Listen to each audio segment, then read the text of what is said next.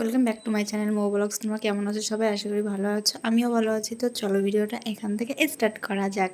তো এইখানে দেখো বৃষ্টি পড়ছে ঝিরি ঝিরি, সকালবেলায় ভীষণ হাওয়া দিচ্ছে আর চারিপাশে ভীষণ মেঘ হয়েছে আর হাওয়া দিচ্ছে প্রচুর পরিমাণে। তো এইখানে ঝিরি ঝিরি বৃষ্টি হচ্ছে আর মনে মনে ভাবছি যে বৃষ্টিটা হলে একটু ভালোই হতো।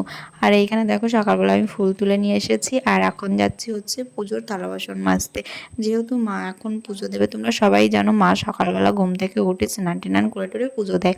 আর এইখানে ছেলে আর আমি একটু দোকান থেকে চিড়ে নিয়ে আসলাম, সেই চিড়েটা ভিজিয়ে ওকে একটু খাইয়ে দিচ্ছি। তো ও চিড়ে খেতে চায় না, জোর করে খাওয়াচ্ছি। ও সারাদিন শুধু মুড়িটাই ভালোবাসে আর মুড়িটাই খেতে চায়, তার জন্য আমি চিড়েটা ভিজিয়ে এনে জোর করে খাইয়ে দিচ্ছি। খেতে চায় না মোটেও। আর এইখানে দেখো আমি মশলা করছি, কারণ কি বলো তো আজকে অনেকটাই মশলা, তার জন্য আজকে মিক্সারেই মশলাটা করে নিচ্ছি। যেহেতু আজকে আমাদের বাড়িতে আবার হাঁসের মাংস রান্না করা হবে, তার জন্য মিক্সারটা করে নিচ্ছি। হাঁসের মাংস খেতে কে না ভালোবাসে বলো? আমি তো ভীষণ ভালোবাসি হাঁসের মাংস খেতে। মাটন থেকে আমার হাঁসের মাংস অনেক ভালো লাগে। তার জন্য কি বলো তো, আর বাড়িতে হাঁস আছে, তো বাড়িতে পোষা হচ্ছে, তো সেইগুলোই এখন কেটে কেটে খাওয়া হচ্ছে আর বেশ মজাও লাগছে খেতে। আর এখন হাঁসের মাংসটা ভীষণই নরম, কারণ কি বলতো এখনও বড় হয়নি তো বেশিটা, তার জন্য খেতে এখন ভালোই লাগছে।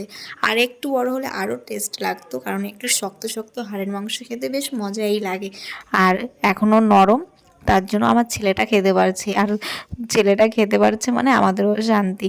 আর আমার ছেলে তো মাংস বলতেই ভীষণ ভালোবাসে খেতে, ও প্রচুর পরিমাণে মাংস খেতে পারে, মানে ভীষণ ভালোবাসে ভীষণ। কিন্তু ওকে বেশি দেওয়া হয় না, হাঁসের মাংস ও খেলে ওর পেটটা বেশি গরম হয়। আর হচ্ছে দুধ, ডিম, ওকে এইসব খুব সাবধানে খাওয়াতে হয়। আর হাঁসের মাংসতে ওর অ্যালার্জি আছে, তার জন্য ওকে খুব কম খাওয়ানো হয়, কিন্তু জেদ করে খাওয়ার জন্য যে আমাকে আরও দাও আরও দাও। যেহেতু ছোটো মানুষ বোঝে না, কিন্তু তাও যেভাবে পারি সামলিয়ে রাখি, যতটা পারি চেষ্টা করি সামলানোর। তারপরে এখানে মিক্সচার টিক্সচার করে তারপরে দেখো এখানে পুচকুমা খেলা করছে আর আমি এই পাশে রান্না বসিয়েছি। এইখানে আমি বসাবো মাংস, তার জন্য আমি মশলাটাকে ভালো করে ভেজে নিচ্ছি। আর এখানে হচ্ছে আমি পাট শাক ভেজেছি, এটা হচ্ছে দিদিমার জন্য রান্না হয়েছে হাঁসের মাংস। আর এইখানে জানো তো দিদিমা পেঁয়াজ রসুন খায় না, তার জন্য দিদিমার জন্য আলাদা করা হয়েছে আদা বাটা দিয়ে।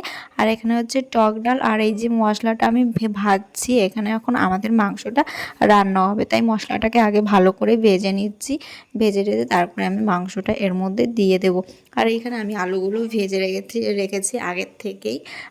আগের থেকে ভেজে রাখলে কী হয় বলো তো, আর লবণ টবণ ভালো ঢোকে। আর এই দেখো আমার মাংসটা রান্না করা হয়ে গেছে। তো কেমন হয়েছে তোমরা একটু কিন্তু কমেন্ট করে জানাবে। হ্যাঁ জানি, না খেলে টেস্টটা বুঝবে না। আর এইখানে দেখো পুচকুমা আর আমার ছেলে খেলা করছে।